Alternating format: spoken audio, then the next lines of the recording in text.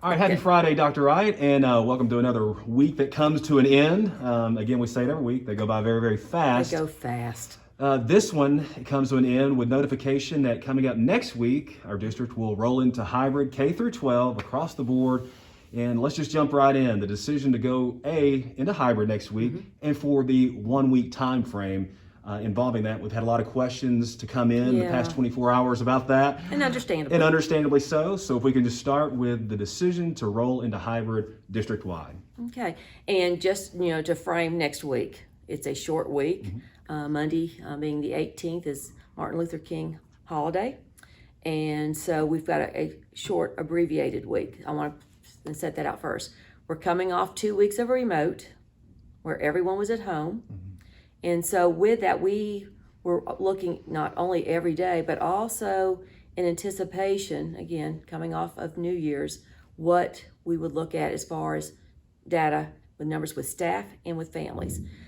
Because we were in a different situation with families at home and not knowing what the reporting process would be, we weren't quite sure what it would look like with student attendance, but even more so when we're looking at our staffing, because that has been the issue that's really been the cloud that's made our decision making so difficult, and which is also hard to explain to our families, because if we don't have the staff that can sit there and more or less provide the instruction for our students via the classroom, then we are back to where how do we do this? And always the substitute can provide it, not that they are not a valued part of our team, but they cannot provide the day-to-day instruction that only a classroom teacher can provide. But let's also say the fill rate on subs was low as well, because they had the right of refusal to take a position or not. So that's a good point. And they do have the right of refusal. And again, it's something we understand. Sure. So there's a lot of dynamics in play. And so looking forward, we are also reviewing what we know and knew as far as what's happening in the county and the surrounding areas. And Bart, the last 2 weeks have not been good. You're looking at increased hospitalization, but the death rate was alarming and is alarming in Wilson County, even up until yesterday. If you're watching the national news, we're in the top 10 as far as leading in active cases and hospitalizations in the country. We have to take all that into account, because it becomes that pieces of data that we don't know that we have to take into account. It would have been worse to go into a short week and find out that we don't have the staff. We don't, we're looking at student absences, and then have to go back and sort of recalculate. So this is the toe in the water, short week. It gives us a time to review. So how are we on staffing? Are we seeing the downward trend on the surge? Right. That becomes a real important piece for us. And because here's the thing that I'll say it over and over. We want our students back in school. We need our students back in school, but we don't need to keep making decisions as far as, and I know it's irritating. It's irritating to me. It appears that we can't make up our mind, but we are looking at data and looking at those counts every single day. And the worst thing we can do is go full speed ahead and then put the brakes on and say, whoa, wait a minute, we didn't anticipate this. And so again, we can't forecast, but the thing that we can look at our trends, and we've been fairly on target, and we're trying to minimize, I guess, the disruption for families, give them enough time that they can plan. Hopefully we will have a good week next week and can start anticipating getting back with our K-5 full-time and 6-12 in I guess if anything, still a hybrid schedule, but with more of a flow and a rhythm as far as this is how it works, and continue from that point. Because again, I cannot say it enough. We need our kids, we need our students back in school. Our teachers want to be back in the classroom. I want to really emphasize any decision we make, it's difficult. We have 19,000 families that are depending on us to do the right thing.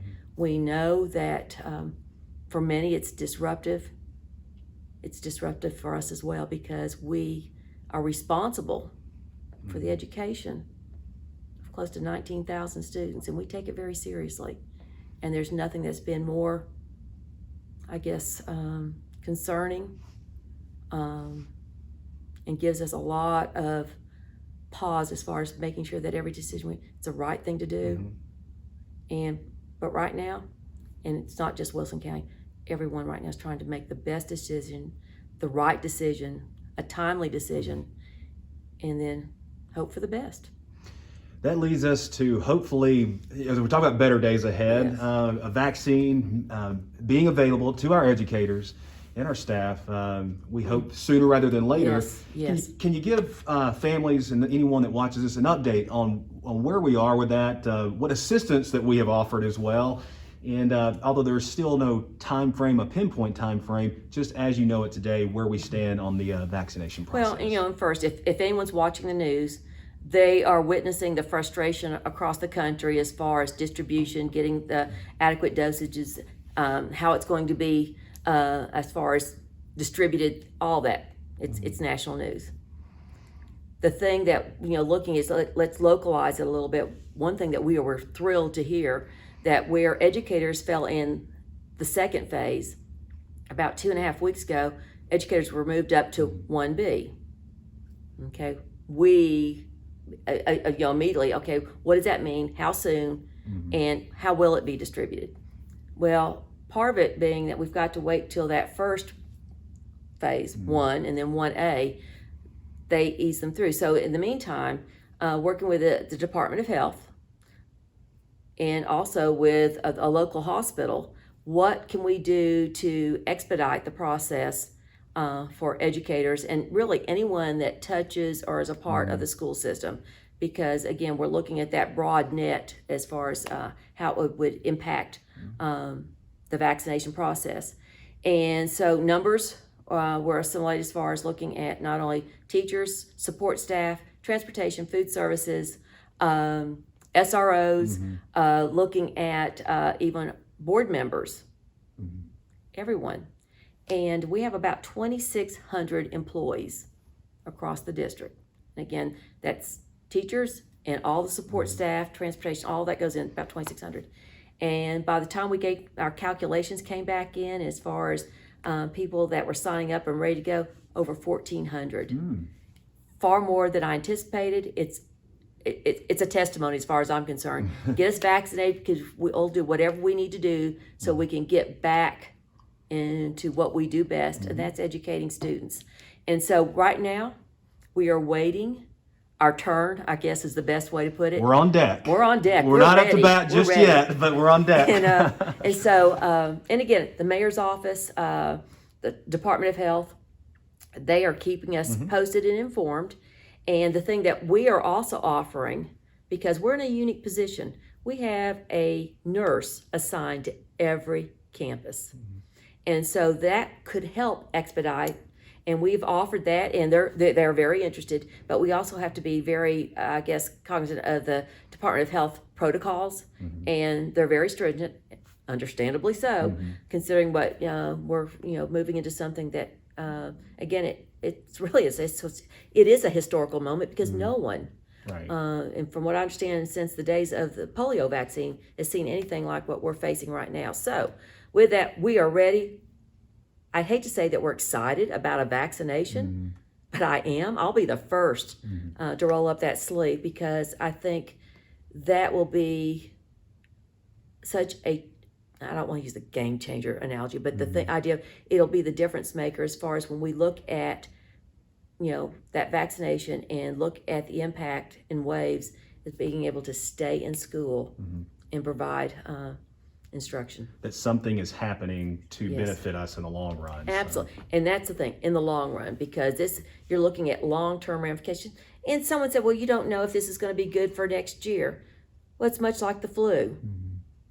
There's always a new strand or something, but they're ready with the antidote, with a vaccine for the flu. It's not like that I know, but I would anticipate that that's something that we're going to be dealing with. But the thing is, there's hope.